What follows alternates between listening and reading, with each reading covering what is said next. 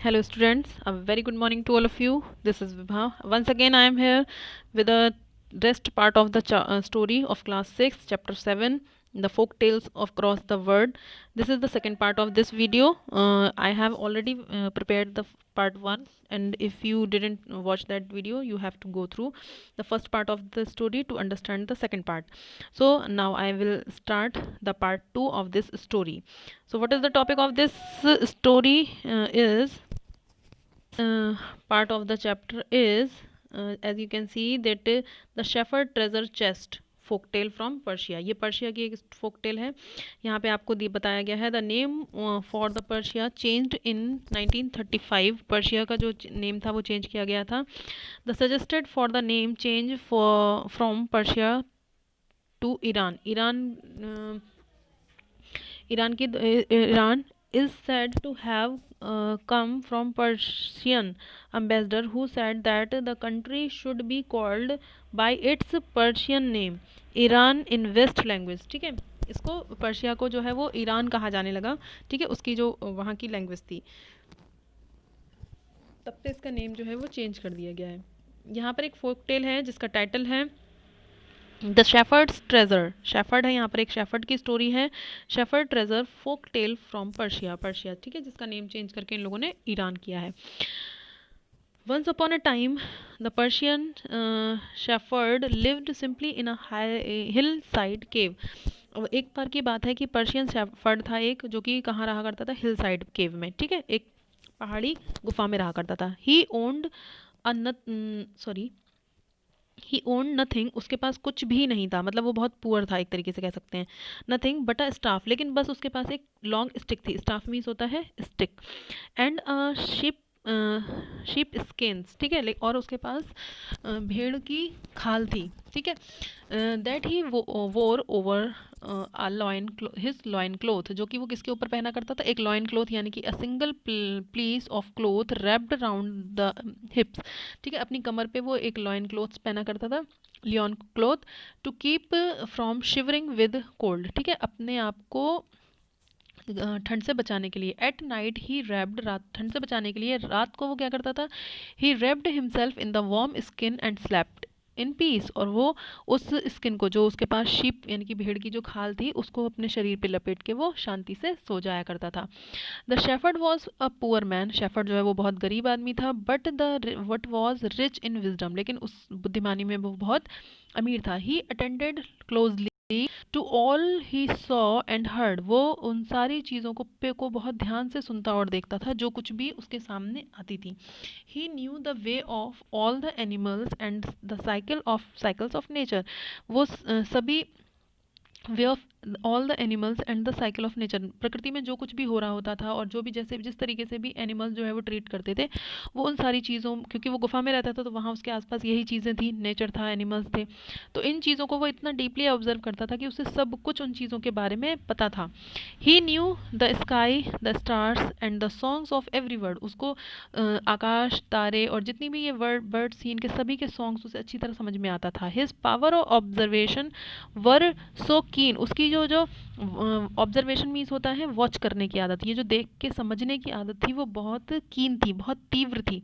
ठीक है, वो बहुत आसानी से लोगों को, चीज़ों को देख के ऑब्जर्व करके पता कर सकता था। That people who spoke to him believed him to be the wisest man in all the world. इसीलिए वहाँ के जो लोग थे वो उसको पूरी दुनिया में सबसे ज़्यादा बुद्धिमान इंसान समझते थे।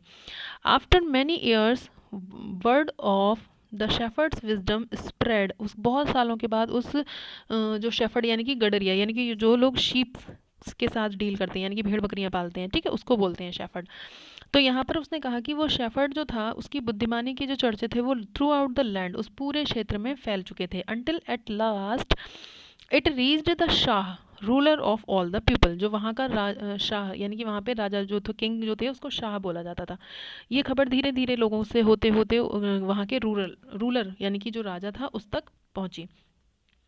आई must meet this man the shah told his advisor, उसके जो सलाहकार थे राजा के, जैसे होते हैं मंत्री वगैरह होते हैं मिनिस्टर्स, उन्होंने उनसे कहा कि मैं उस आदमी से मिलना, मुझे इस आदमी से मिलना चाहिए। I must see for myself if he is as wise as people say he is. वो कहता है मुझे मिलना चाहिए खुद के लिए कि क्या वो व्यक्ति वाकई में, मुझे खुद मिलने जाना पड़ेगा उस व्यक्ति से, जैसा कि लोग कहते हैं कि वो इतना बुद्धिमान है, तो क्या वाकई में वो उतना बुद्धिमान है या नहीं, ये जानने के लिए। The Shah put away sorry the Shah put away his jewels and silk clothes, उसने अपने जो ज्वेलरीज थी, अपने जो राजा वाले क्लोथ थे, वो सारे उतारे। I wish to meet the shepherd and test him, वो कहता है कि मैं ये चाहता हूँ कि मैं उस शेफर्ड से मिलूँ और उसका टेस्ट लूँ, but he must not know who I am, he told his puzzled advisors, उसने अपने उसके जो सलाहकार थे वो पजल्ड हो गए थोड़ा सा सुन के कि ये क्या कहना चाह रहे हैं, क्यों अपनी ज्वेलरी और अपने क्लोथ्स को चेंज कर रहे हैं, ये क्या टेस्ट लेना चाहते हैं। लेकिन उन्होंने कहा कि मैं ये चाहता हूँ कि वो मुझे पहचाने ना। दे शूक देयर हेड, उन्होंने अपना सर हिलाया, but the shah was determined, उन्होंने मना तो करना चाह रहे थे कि सर ऐसा नहीं है, ये है वो है, लेकिन शाह जो है वो अपना दृढ़ निश्चय, डिटरमाइंड मीन्स होता है जो एक बार सोच लिया वो करना ही है, उसे कोई चेंज नहीं कर सकता। Dressed in the tattered cloak, cloak means होता है एक लंबा सा coat like thing, a garment that hang loose from the shoulder over the clothes, ठीक है, जो शोल्डर से पहना जाता है, एक जस्ट लाइक जैकेट और लंबा सा होता है कुर्ते की तरह, ठीक है। उसने फटा पुराना सा एक क्लॉक पहना। Carrying only some fruits and cheese in a small sack, ठीक है, उसने एक छोटा सा बैग लिया और उसमें अपना कुछ थोड़ा सा हल्का सा खाने पीने का सामान रखा और वो वहाँ से चल दिया। The Shah got on back of the tired old mule and road into the hills beyond the city, और वो उसने एक छोटा सा घोड़ा लिया जो बिल्कुल थका सा बूढ़ा सा, वो भी पुराना सा, और उसकी सवारी करके वो बियॉन्ड द सिटी, उस शहर से बहुत दूर पहाड़ियों की तरफ निकल गया। He rode for miles and miles, वो उसने अपनी जो यात्रा थी वो मीलों चलता रहा। गेजिंग मीन्स इधर उधर देखता रहा, at the emptiness of the desert and wondering how a wise man could live in such a barren land। वहाँ पे उसने इतना खाली, वो चारों तरफ घूर घूर के देखता रहा कि ये जो डेजर्ट प्लेस है, मतलब इस रेगिस्तान में, एम्प्टीनेस में, सब जगह सब कुछ खाली खाली सा वीराना सा दिख रहा है, ऐसी जगह पे एक बुद्धिमान व्यक्ति इतने बेरन लैंड मीन्स होता है इतनी बंजर जगह पे कैसे रह सकता है। आफ्टर सेवरल ईयर, बहुत दिनों के बाद, सेवरल ईयर्स मीन्स कई दिनों के बाद कह सकते हो या फिर बहुत भी कह सकते हो। ही saw a cloud of dust, उसने एक धूल का जैसे बादल सा देखा। अहेड ऑफ हिम, अपने सामने। राइडिंग क्लोजर, वो जैसे जैसे राइड करते हुए अपनी सवारी को लेते हुए धीरे धीरे उसके पास पहुंचा। He saw that was a flock of sheep grazing on the sparse shrubs they grew on a hill side. जैसे ही वो उनके पास पहुंचा तो उसने देखा कि वो कुछ और नहीं बल्कि उन्हीं भेड़ों का कुछ एक झुंड है। ग्रेजिंग, जो वहाँ चर रहा था उन श्रब्स में, जहाँ जो उस पहाड़ी क्षेत्र में छोटी छोटी श्रब्स उग गई थी, ग्रीव हुई थी, उन्हें वो चर रहे थे। ग्रेजिंग मीन्स होता है चरना।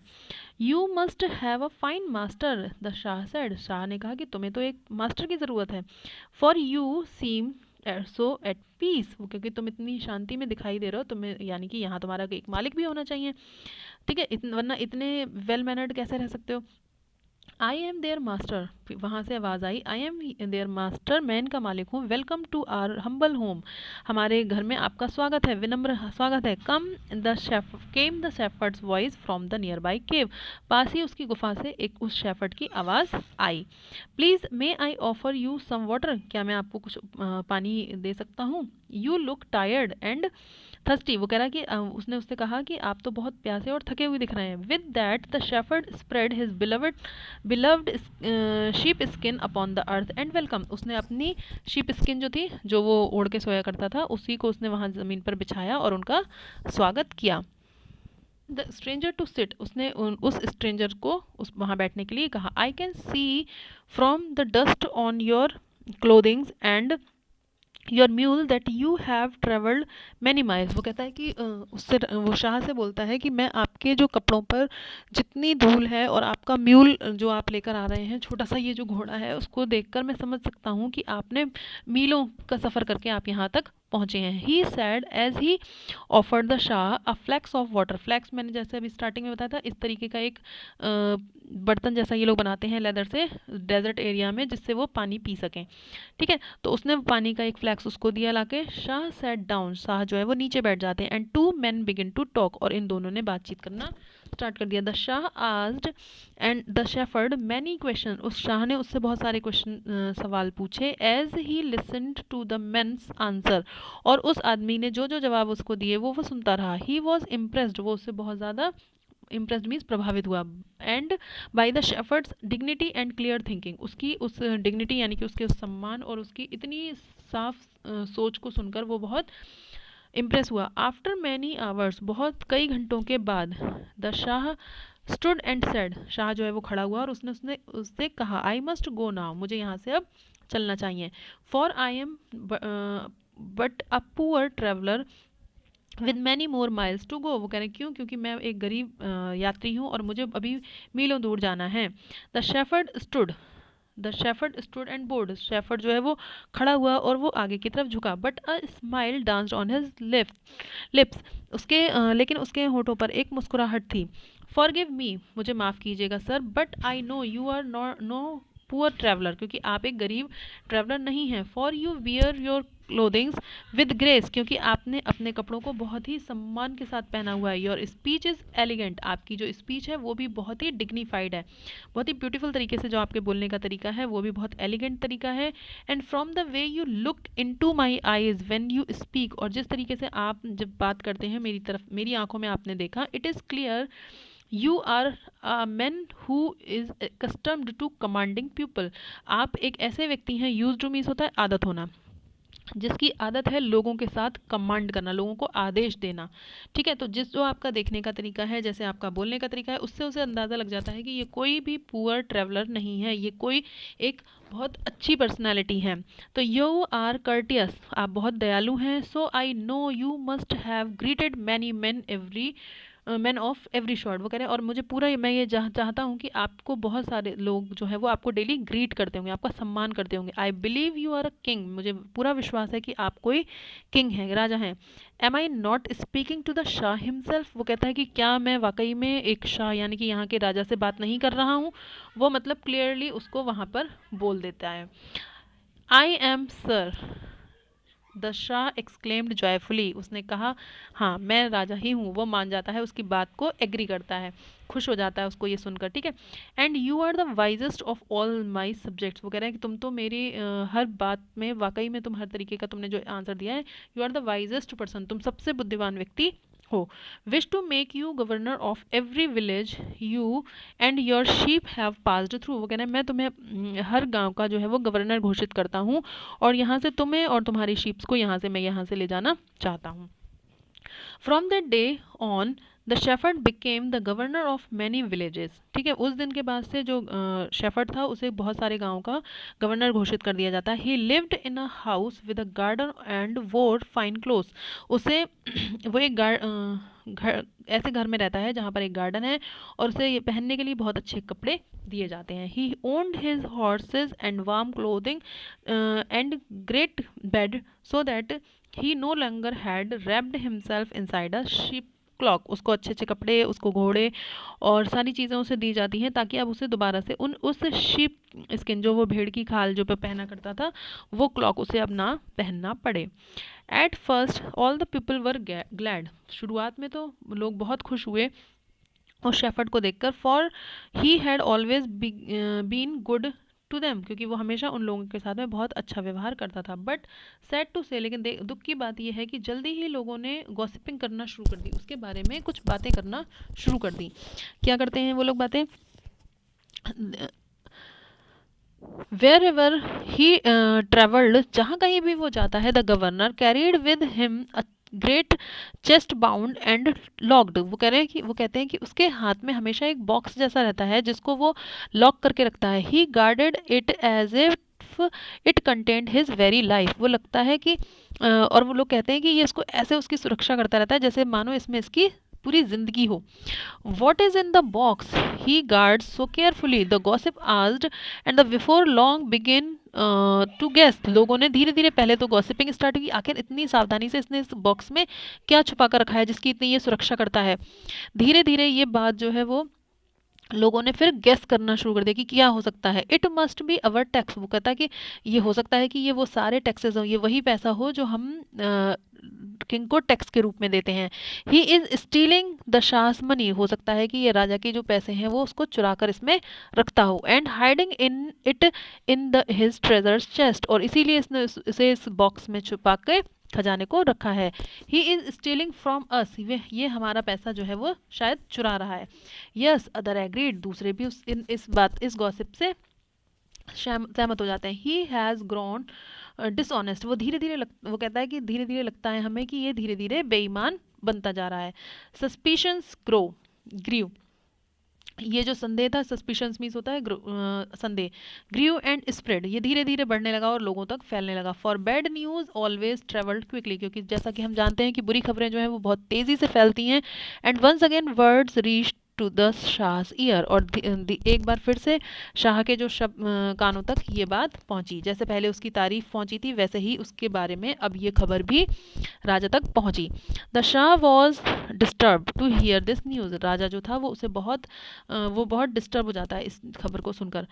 ही travelled at once to the governor's house, वो उसी समय उस गवर्नर के घर की तरफ चल देता है। And as he drew near he saw a cloud of dust rising from the earth before him, उसने फिर से वैसे ही जैसे वो सब फर्स्ट टाइम गया था वैसे ही उसने अपनी तरफ एक डस्ट का क्लाउड उड़ते हुए देखा धरती की अर्थ की तरफ से।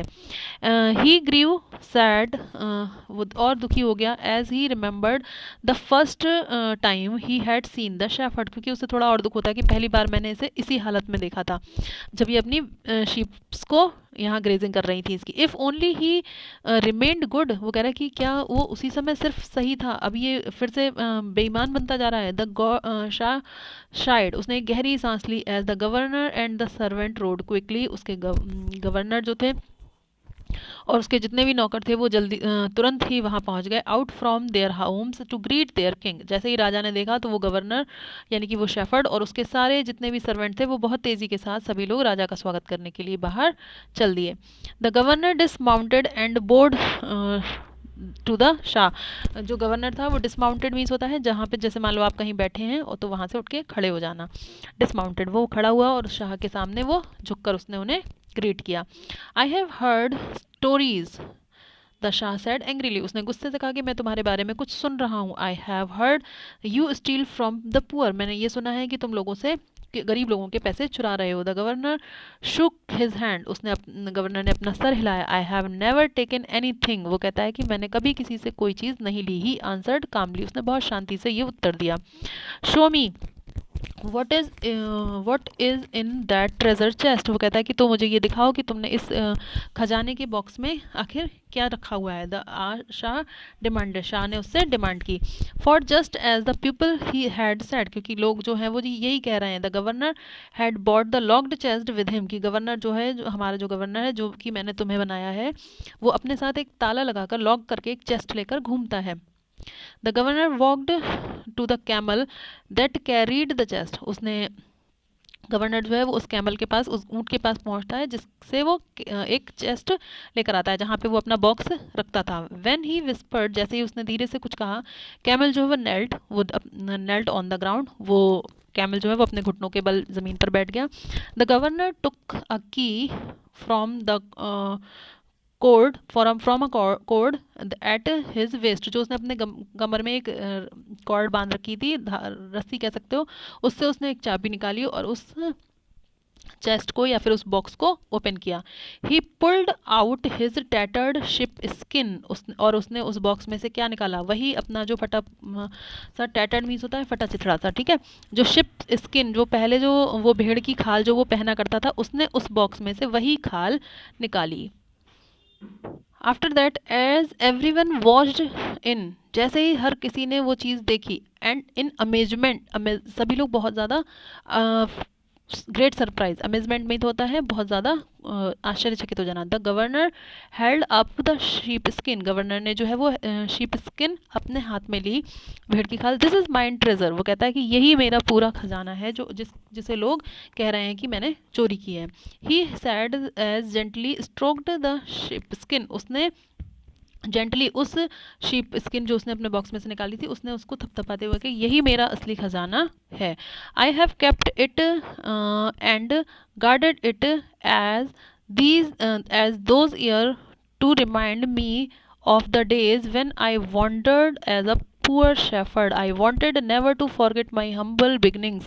वो कहता है कि मैं इसको इसीलिए इतना संभाल कर रखता हूँ क्योंकि मैंने मुझे वो ताकि मैं हमेशा उन उस समय को यानी कि उन ईयर्स को याद रखूं जिस समय में मैं कभी एक गरीब शेफर्ड की तरह इस शीप स्किन को पहनकर घूमा करता था। ठीक है, जब मैं गरीब था। I wanted never to forget, क्योंकि मैं कभी भी अपनी उस बिगिनिंग को, ये जहाँ से मैंने शुरुआत की, उस गरीबी को कभी भी मैं भूलना नहीं चाहता।